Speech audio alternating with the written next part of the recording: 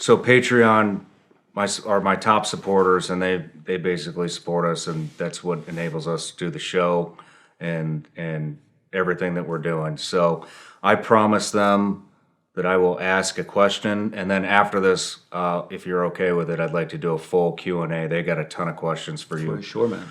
But I thought this one was pretty good. This is from Jonathan Bush, and basically what he's asking is, how many regular folks in Sinaloa are dependent on the cartel for jobs, especially the nonviolent jobs? And then he wants to know if the cartels in any way are helping the locals down there by building schools or anything of that nature. So it sounds like, are they doing kind of like what Pablo Escobar used to do back in the 80s? Yeah, I mean, it's hard to tell how many of them are, but I can tell you there are a lot of people relying on cartel jobs. As you might know, Mexico's not doing great economically.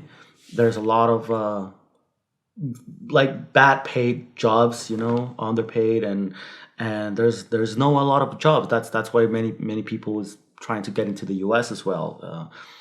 We saw an economic migration back in the 2000s, and now it's coming all over again because of the lack of jobs in Mexico. But guess what? Cartels are stepping in to fill that gap of jobs, and they're paying not too bad. I mean, they're paying way better than a factory or whatever regular job you can get in Mexico. Of course, it has a lot of risks embedded with it.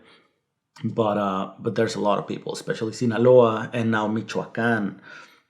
Those places, man, are filled with non-violent jobs, which might mean they have these guys called operators, and what they do is they listen to radio frequencies from the police or from Mexican military, and they reply all that. They record the whole frequencies, the whole messages, and they keep repeating that onto cartel frequencies.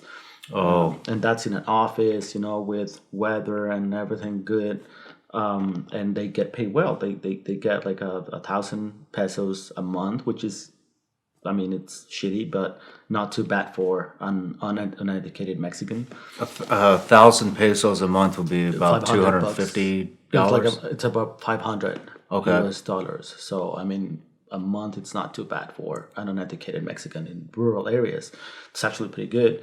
Halcones, these guys who are basically lookouts, just stepping in heels and waiting there for months, reporting everything they see around.